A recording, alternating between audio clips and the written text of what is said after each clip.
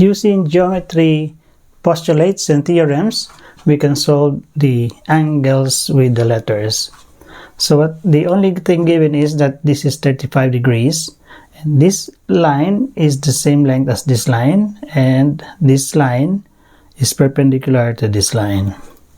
So if these two lines are the same length, and this line is perpendicular to this line, so this triangle is similar to this triangle.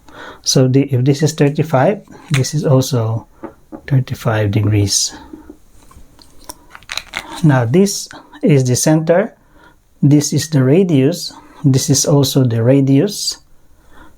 So this is an isosceles triangle. So if this is an isosceles triangle, the base angle are the same. So if this is 35, this is also 35 degrees. Now this is 90 degrees, so this is a right triangle. So this angle plus this angle should be equal to 90 if this is a right triangle. So 90 minus 35, this is 55 degrees. Now this is an isosceles triangle. So this is 35, this is 35, so the total internal angles of a triangle is 180. So 180 minus 35 minus 35, this is 110 degrees. Now this is, from here to here is 55 degrees. So this from here to here is also 55 degrees because they are similar triangles.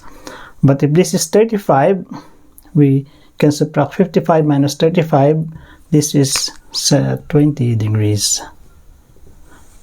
Now, so this is 90 degrees. This would also be, the vertical angle would be 90. And if this is 90, and this is perpendicular, this is also 90.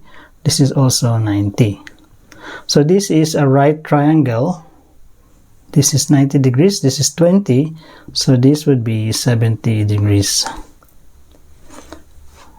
Now this is a cyclic quadrilateral, and the opposite angles are equal to 180. So this is 35, this is 35. The total is 70 degrees for this angle.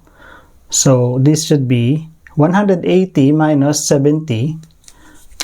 This is 110 degrees.